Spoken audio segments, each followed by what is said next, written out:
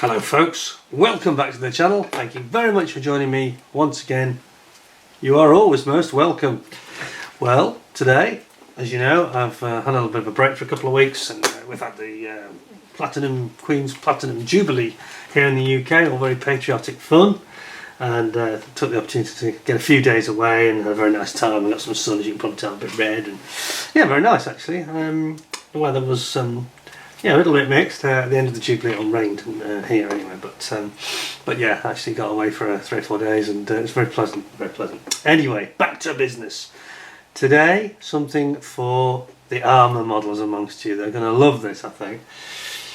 Now, I'm just going to zoom in and talk through my, I won't say it's a diorama obviously, but a little collection of World War II Wehrmacht panzers and associated characters. I thought you would enjoy these.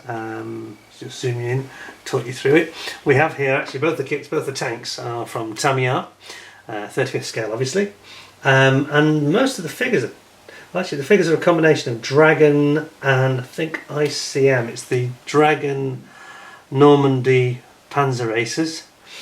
Who are these guys here, and they're dotted around here and over here.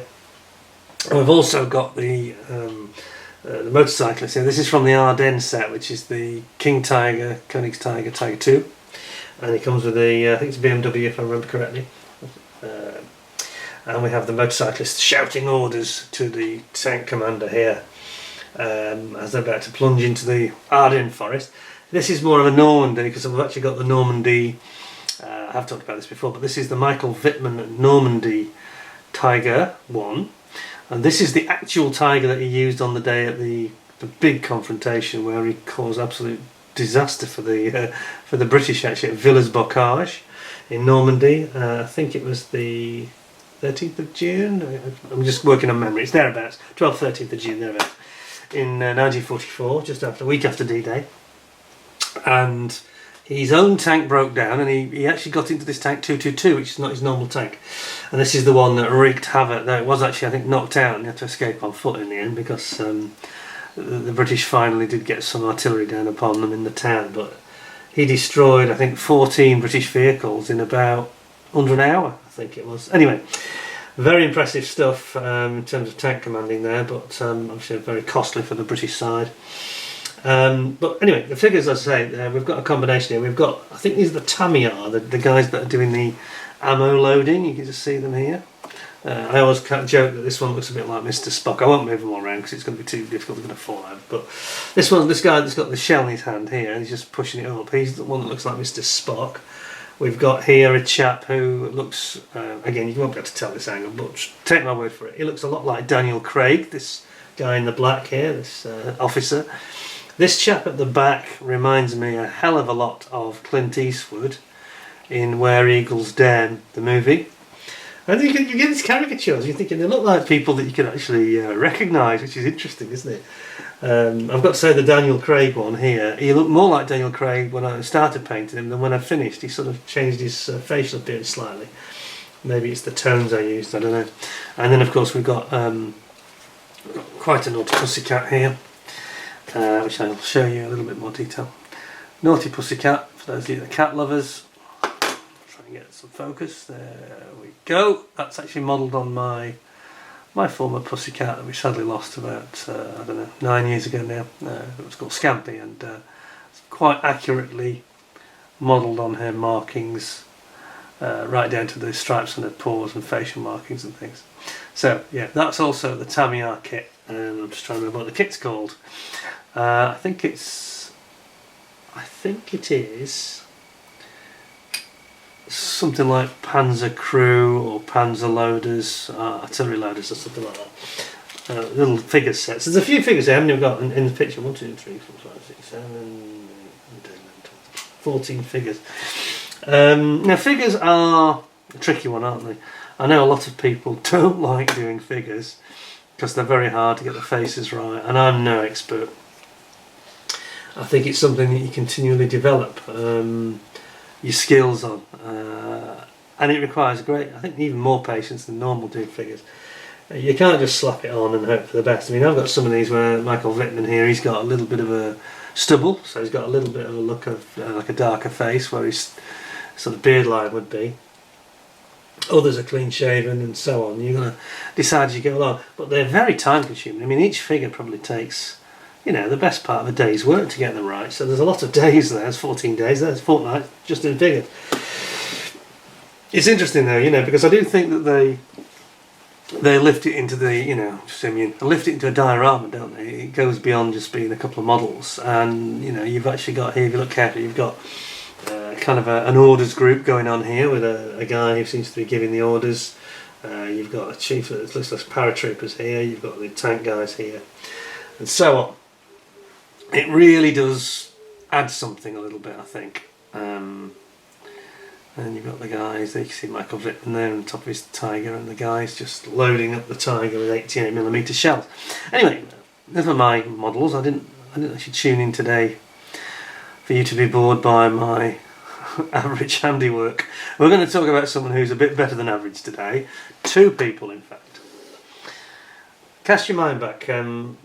For those of you that were around in the late 60s and 70s, of a certain age like myself, we had a very, very gifted modeller. There were many, of course, but one that always sticks in the mind is a chap called Francois Verlinden, who was a Belgian guy. And he used to seem to specialise in diorama scenes like this, but you know, with the full Monty, with, you know, trees and buildings and everything, backgrounds and things, and they were really beautiful. Now, I was very young at the time and wasn't doing kits anyway, but my brother, he did them, and he had I think he had one of the Verlinden books. He certainly had a lot of literature, and he did some nice figures as well. He did them well, and that was at a much younger age than I managed to do it, at half my age. And less than half my current age, but half the age I did these at, which most of these have done the last 10 years. And anyway, Francois Verlinden, he used to be used by people like Tamiya, used to commission him, and he did work for them, and lots of other model magazines and books he did. And he'd always had this very gritty, realistic look to it, and they were mainly German, World War II panzers and infantry and things like that. But he did do other stuff, he did Americans and British as well. But he was a very talented guy, and they just leapt out the page, and you were thinking, wow, I'm going to buy that because they're going to look like that. And then you'd make your figures and they would just look like, well, you know, blobs of glue everywhere and a complete mess, really. So, but he was kind of the forerunner of the turning figures and dioramas, I think, into an art form. And we're going to talk about him briefly today. And the reason really we're here, we've got two videos, this one and the second one, and we're going to be looking at a book that's come out, and it's been out for about a year now. It's called The Legacy, by our great friend and frankly a latter-day sort of successor, if you like, to Verlinden, Spencer Pollard, who's a UK guy from the Midlands. Many of you will know exactly who I'm talking about straight away. Very, very gifted modeller, and someone who is very interesting to listen to. Love his work. And I have done a review on the book he did about a year or 18 months ago about the Tornado GR4 1/32 scale from Italeri, which was a really excellent book. So what he's basically done is he's doing like a tribute, two tribute books, Legacy Part 1 and Part 2. So we've got Part 2 there. I'll actually take this out of the bag already to make it quicker. We've got Part 2 there. I'm going to do Part 2 in a separate video. So we'll look at Part 1. Actually, I should have brought out my own Panther, because you can see how much better his work is than mine. He's on a different level completely. But I've got the same kit, actually. I'll just zoom in a bit so you can see this. And you can see also some of these influences I've talked about, very much in the Verlinden style, which is what this book is all about. You know, taking inspiration from Verlinden. And if you look very carefully, it's actually not that easy to see, I don't think, but on top of the turret, which is beautifully painted, by the way, really is nicely done, this one. But look, there's the cat.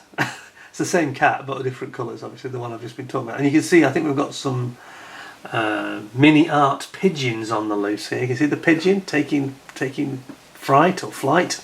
And there's another one here from mini art. I really ought to get some of those.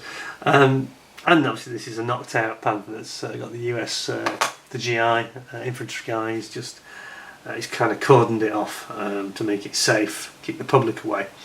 So what we've got here, I'm going to turn around and show you the back. He says, this is Spencer Pollard, the author.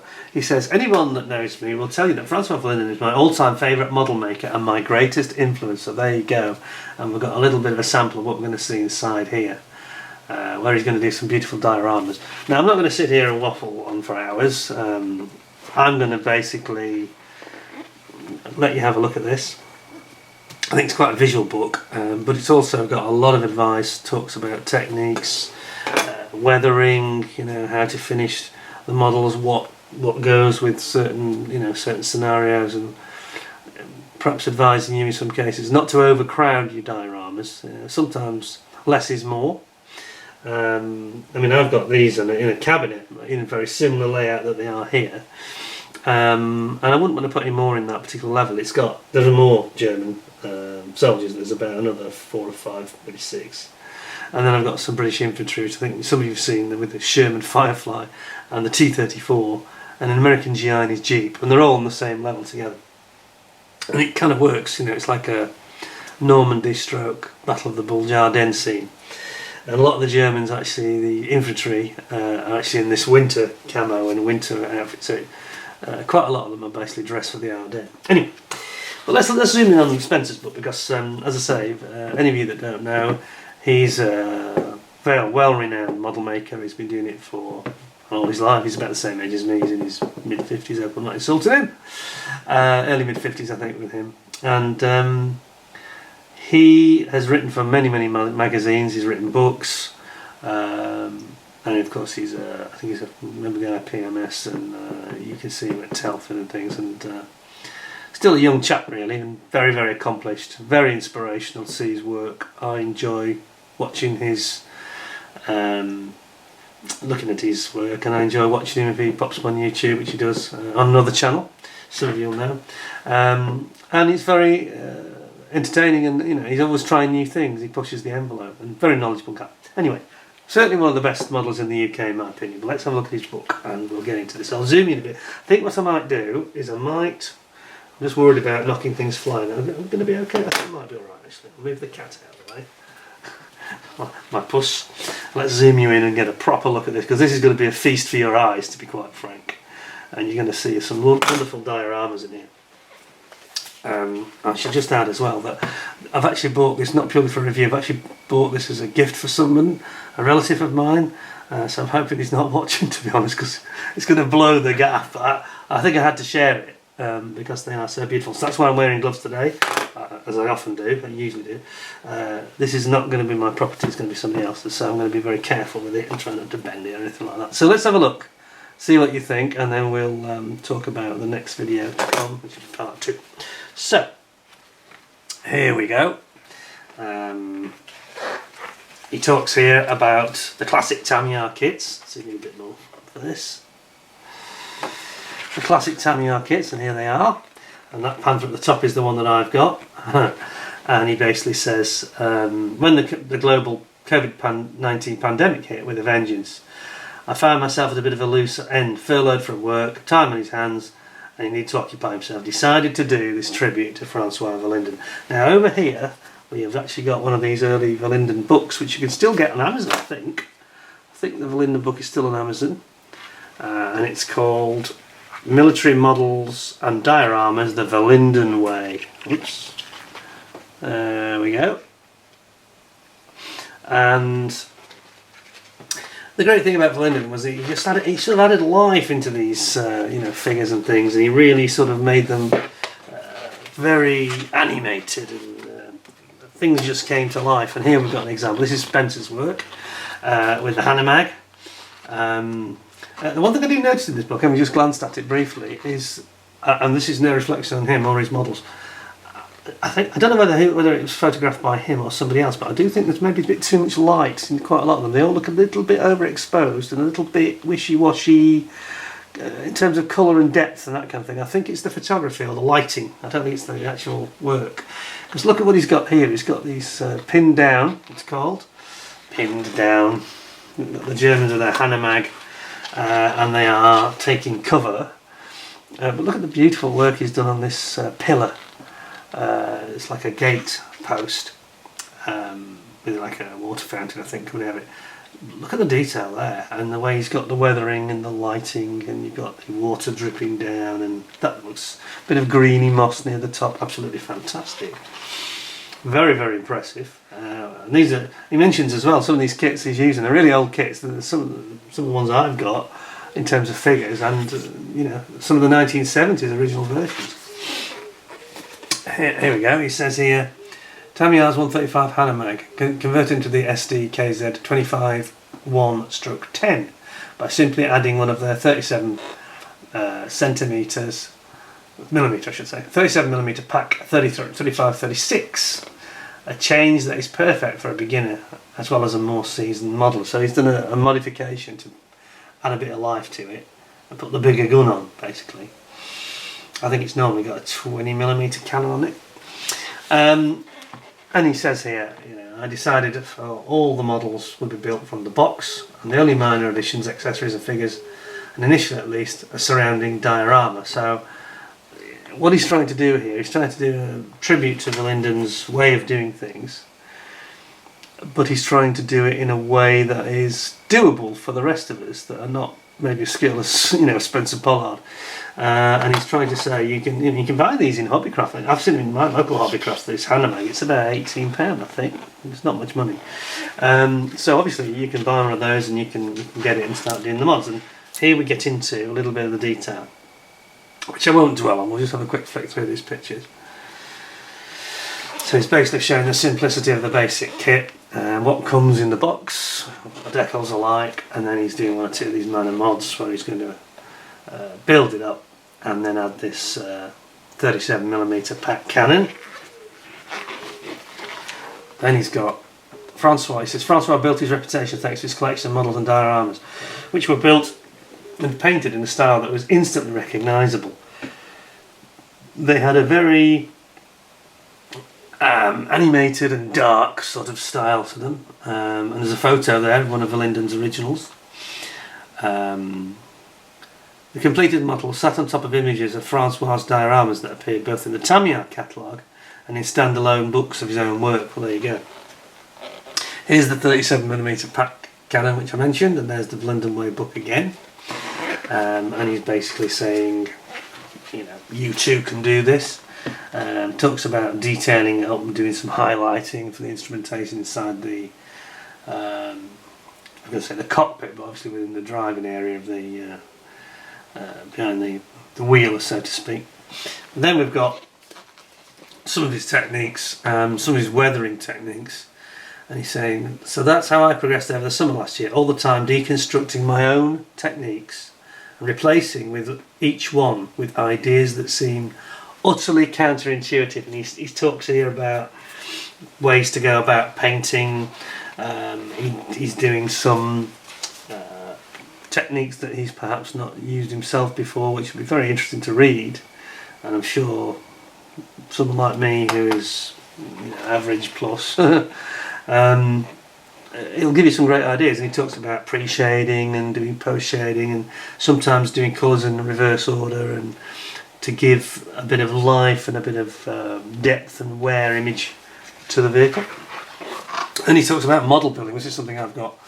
Model building as in model of a building. Now this is something I've not really got much experience of, and it's almost another art and skill set of its own. But look at these pictures.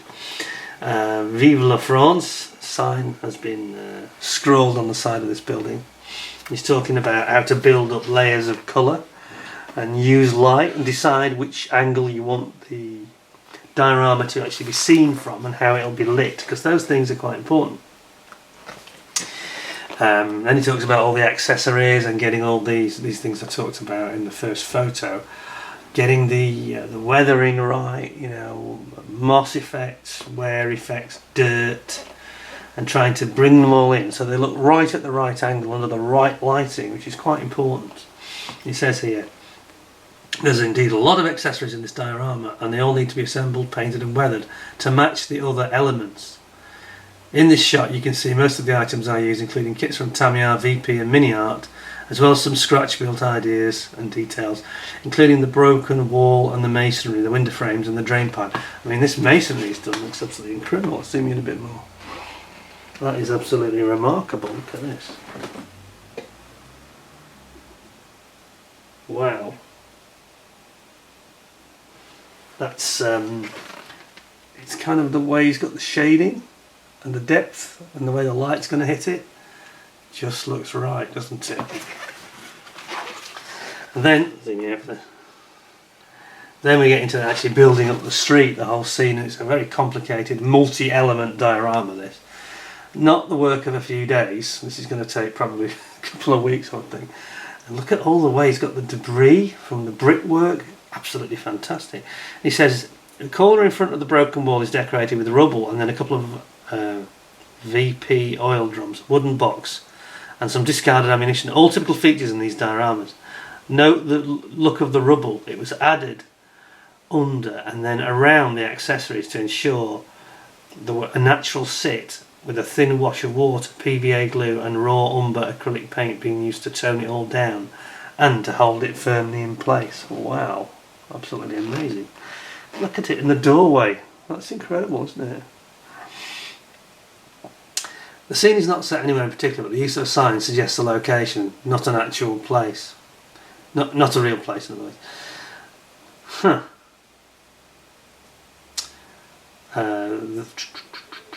Note the use of one of the classic Tamiya lampposts. These are much the same as the Falar cobblestone streets, so ubiquitous in the diorama. They appear in Tamiya catalogues in their early books, so one had to be used here. And then he says, care was taken with the rubble to ensure it blended in with the rest of the scene. Not so much to be overwhelming, not too little that it looks like an afterthought. It's all about trial and error, isn't it? You know, you've got to sort of get the impression just right, and sometimes you might have to go back and just either tone down or highlight up your work. But look at this now with the actual Hanomag in place and the figures. Suddenly it becomes an animated scene that looks totally realistic. Wow, look at that. That's that one. That's the first of his that is basically, whoops. So that's the first of his dioramas. Now I won't read into that detail on every one, but I'll just flick them through them. You get the feeling for the kind of level of attention to detail that's gone into this, not only the publication but the actual models themselves. So now we've got North Africa, and we've got the what do they call them? The SAS guys, the Long Range Desert Group, I think they call themselves. Have a look at this, Desert Raiders. Desert now, sand is always hard to model, isn't it? And he's going to tell you how it's done. Again, he talks about the models that are in the picture are, you know, 10 to 15 pounds. They're not going to break the bank. In fact, it says it's about 10 pounds. The Panzer II, Panzer II, a very cheap kit indeed. And yeah, it's pocket money, literally. It's almost like modern day pocket money. And you know, here you've got the I think it's run out of petrol is what's happened here, judging by the fact that it's got petrol cans on it and it looks like it's been abandoned. You can probably just see it's got the can on the top and the hatch is open, so there's no sign of any crew. And the SAS have arrived, probably a long range scout party, and have overrun them and they've run out of fuel. That's what's happened. But look at the detail here, things like the sandbags. You see the sandbags on the back, and it's got the tonal range and the sort of very realistic sort of edging that's sort of scuffed and dirty. And you've got your figures here, dressed like Arabs. They've got plenty of fuel. The whole Jeep is covered in petrol cans. I think you might see what I mean when you see this book about the exposure. I'm just going to zoom back. You do see it in some of these photographs where it just looks a bit like the lighting was maybe a bit too strong. I don't wish to be criticising this because I think it's a wonderful publication. But it's just a little bit too, like the light was too close or too bright, and it just overpowers the way it's been exposed in the photos. A little bit harsh lighting, I'd say. I think a little bit less light would have made it look a little bit more, made it pop a bit more, if you know what I mean. Anyway, let's go back to this one and have a look at these detailed accessories that are at the sides. You've got, look at that oil drum, you've got a German helmet on it, all been abandoned, run out of fuel. Look at the stones, the blocks of stone, those are amazing. That's incredible. And the sort of tonal range on the wood on the sign, that's pretty impressive. And then, now we come to the Panther. Now this is, I feel a bit ashamed of myself because he's done such a nice job with this compared to mine. My Panther is my worst looking tank, I've got to be honest. It's the first one I think I did, and it really needs to be revisited and have some proper weathering and detailing up done on it. But here we got the famous mini art pigeons coming to life. It just shows how they can lift a scene, doesn't it, really? Looks like mini art our friends in the Ukraine. But look at that, you've got the Tamiya cat on the top, you've got the mini art pigeons taking flight before the cat gets them. And we have a knocked out German Panther, an American GI, with a Thompson in his hand. Here he's observing the scene, and it looks very impressive. So here he talks about basically building up, layers of additional detail. Again, it's a very cheap kit. I think it was about £15, £16 in the shops. It's a very old kit. It goes back to about 74, I think, off the top of my head. And he's building up a lot layers of extra detail, like around the cupola. He's got some sort of Zimmerit type of coating on it, which is applied in a very non-uniform manner, which is very realistic, of course, for the wear it would receive. And then you've got lots of little details which are not on the kit, little extra tools. He's basically almost turning this into kind of a rifle model standard from a fairly cheap kit from Tamiya, a very basic old kit. And then this is the final look of it as the tank appears, which is very, very nice. It's gritty, kind of dirty, but not absolutely hammered. It's not been hit. Actually, to be honest, it looks like another one that's run out of petrol. And having not read the entire book from cover to cover, I can't say what the actual problem was alleged to be with this particular tank. But he's talking about the details he's had on like the machine gun mount, how he's achieved the weathering effects. You can see the good streaking running down it there. Something that I need to add to mine. Now, when I moaned about some of the photographs, I think these are a little bit better. Certainly the side shots seem to show more detail. I just think that whoever did the pictures for him may have just used a bit too much flash or something. Too bright a lamp. The tracks look very realistic, don't they? Look at that. Absolutely brilliant. What a work of art. Beautiful aerials on it as well. Talking about dry bushing, trying to get different effects here. And then we get into the diorama now. Zoom in a bit more for this. It's a bit more small photoed. So we start off with the basic sort of plan of how the layout will be. So it's like a bridge, isn't it, that he's going to get stuck against. And then we're adding layer upon layer. First of all, we put the wall in. Then we're putting in the trees. Then we're adding the signage. Saint-Lô, I think it says. Yeah, Saint-Lô. So this is the Cotentin Peninsula in Normandy. But look at this beautiful work he's done here with the flowers. Absolutely amazing. He says miniature plants help to decorate the groundwork around this classic DCS wall. Though I used colour, it was done with restraint so as not to draw the eye too much away from the rest of the scene. So it's like a splash of colour in the corner just to look realistic. And then we've got, it says mini art pigeons hide from their hunter, the cat, atop one of the VP's resin telegraph poles. Note the appearance of the foliage in this shot. I mean, that looks absolutely, totally real, like a photo, doesn't it? Amazing. Absolutely great. And then he goes on to say, life seems to go on within this setting, and everyday occurrences that I often see in my own life, such as cats hunting pigeons, were fun and calming to replicate them in miniature. And there is the cat again on top.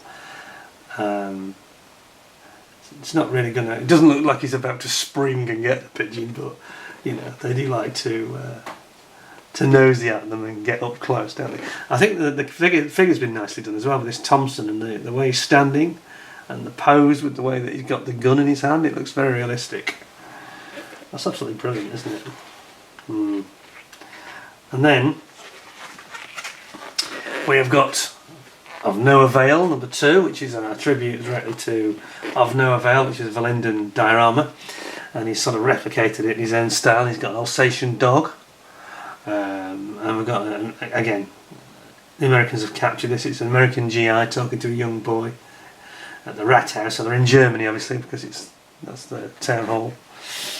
And the German 88mm has been captured. And look at the detail in this scene. You've got broken bricks behind the dog. He's giving the dog a pat. There's shells everywhere. Beautiful scene. And again, a very cheap kit from Tamiya. It's just a Tamiya 88mm flat gun. There it is. Costs about 18 or 19 pounds again from Hobbycraft or any good model shop. And you can basically then, detail it up, weather it up, and then place it into the scene once you've planned how it's going to fall in. Shows some different techniques here for the weathering and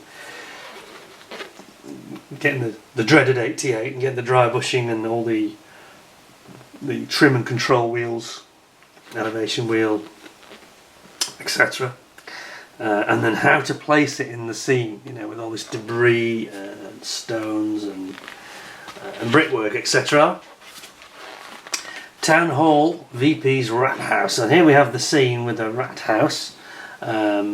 He shows the scene here with a Stug, which I'm not sure if that isn't the Verlinden one. I think that might be the original Verlinden shot. And he's going to use that as inspiration. And he's creating, damage and realistic looking repairs to the Rathaus. The lettering, he's having a little play with it to make it just look a little bit beaten up without being too bad. And he's actually got some lettering there, number 3. Slater's letters were used to create the original master pattern, so were used 35 years later to effect the repair of the miscast and damaged lettering. So he's actually repairing it up to make it look a little bit more undamaged, in fact. As you can see there in the circle, it looks like it's properly got its lettering back. So again, he's using different techniques, he's using lots of different products. This is kind of how it looks. Look at the railing work, looks nice, doesn't it? In front of the windows and in front of the steps. Exterior decoration, how to get the street marks. And obviously there's a lot of propaganda posters outside, etc. He's talking about the Falla cobblestones. So he's recommending quite a lot of products in here which may be useful to you in doing street scenes in particular.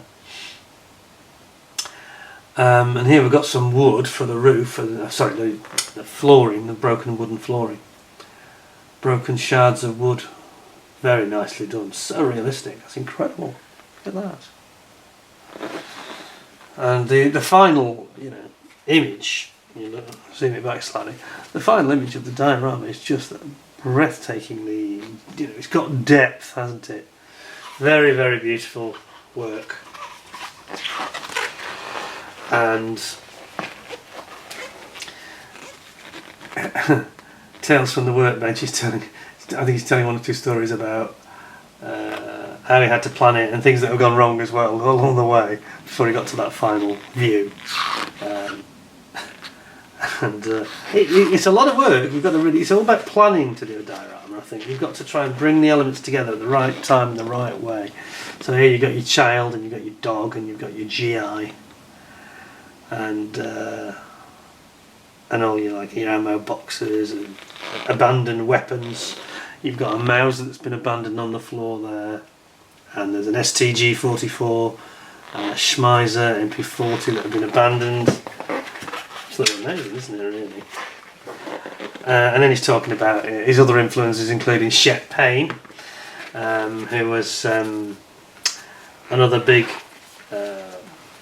heavily, you might say underrated actually, American, he was American, yeah I think so, modeller, who was into all this very extra dimensional diorama type work.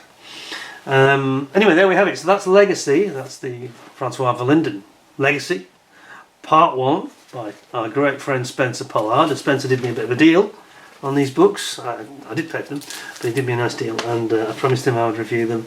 And if I could, I'd give them a favourable review. And I have to say, yeah, apart from some of the photography is brilliant, and some of it just looks a bit washed out, a bit too much exposure. That's the only criticism at all, frankly. I think it's wonderful. I need to really read it in depth.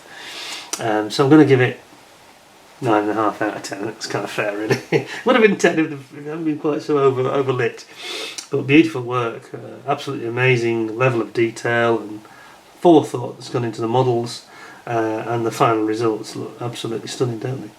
So that's that one. We're going to do a second one of these videos on the second part 2 of the legacy of Francois Verlinden. So please stay tuned for that one. It'll be coming up very soon. And in the meantime, I hope you'll give me 10 out of 10 with a thumbs up. Smash that like button. And don't forget to subscribe if you haven't already to the channel. We've got lots of interesting model related items. And if you are a subscriber, don't forget to ding the notification bell to get early notification about any upcoming new vids on the channel. And until next time, I'll just say thank you very much for your time. I hope you found it interesting looking at a few of my after you look at that book by rather poor attempts, really. But I quite like my figures, and I have sort of worked at them over the years, and I'm getting to a stage where I do find them very kind of boring, not boring as an outcome, but boring, hard work and long-winded. I think that does put people off, you know. But I think if you just don't try and do what I've done and do a great big scene, just get a small pack of 3 or 4 figures. And when you add them to your vehicles, and they just add that extra dimension, they make them sort of pop and come alive, you know.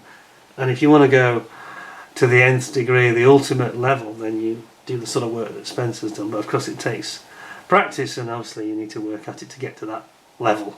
I mean, he's an internationally renowned model maker, so I don't think I'm going to ever achieve that level, to be honest. But don't let that put you off. That should never put you off. Just get them to look good, you know. And if they're not perfect, just put them further back. And perspective can help you as well. If you're a bit unsatisfied with your figures, just move them back a little bit. But they still add something. They're worth doing. They're worth doing. They always add another dimension. Anyway, thanks very much for watching. I hope to see you soon for part 2. In the meantime, take care of yourselves. Thanks a lot, and bye for now.